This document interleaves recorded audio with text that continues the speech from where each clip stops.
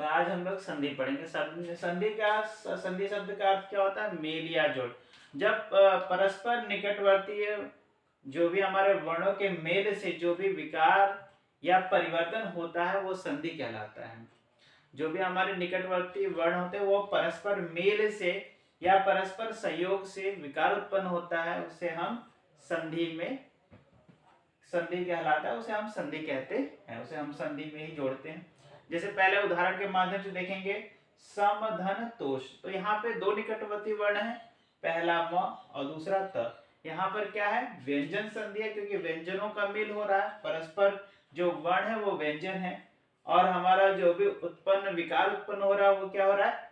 संतोष। यहाँ पर हम देखेंगे त और म के वर्ण से हमारा न बन जा रहा है, और ये हमारा क्या हो जा रहा है? संतोष। तो ये हमारा क्या है? एक तरह से ये हमारा व्यंजन संधि है। अब हम दूसरे उदाहरण को देखेंगे, देव प्लस इंद्र। यहाँ पर जो हमारा निकटवर्ती वर्ण है वो दोनों ही हमारे क्या है? स्वर है। पहला जो है वो अ और दूसरा क्या है? ई।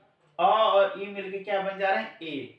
तो हम देखेंगे कि क्या है ये? देवेंद्र।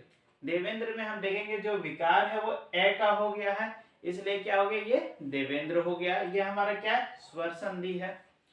अब हम देखेंगे कि ये जो दो हम उदाहरण देखें, पहला हमारा क्या है? व्यंजन संधि का उदाहरण है, दूसरा हमारा स्वर संधि का उदाहरण है, और दोनों ही परस्पर निकटवर्ती वर्णों के मेल से हमारा विकार या परिवर्तन उत्पन्न हो रहा है।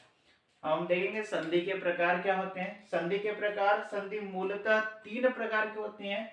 स्वर संधि जिसमें स्वर वर्णों का संयोग होता है, परस्पर मेल होता है, जहां पर वहां पर हमारा स्वर संधि होता है। व्यंजन संधि जहां पर व्यंजनों का परस्पर निकटवर्ती व्यंजन वर्णों का मेल होता है, वहां पर व्यंजन संधि। और तीसरा हमारा होता है विसर्ग संधि, जहां पर हम विसर्ग और व्यंजन या स्वर का मेल होता है, वहां पर हम क्या देखेंगे?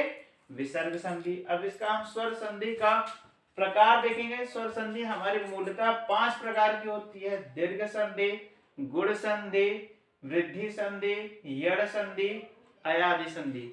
इसे हम नेक्स्ट क्लास में पढ़ेंगे।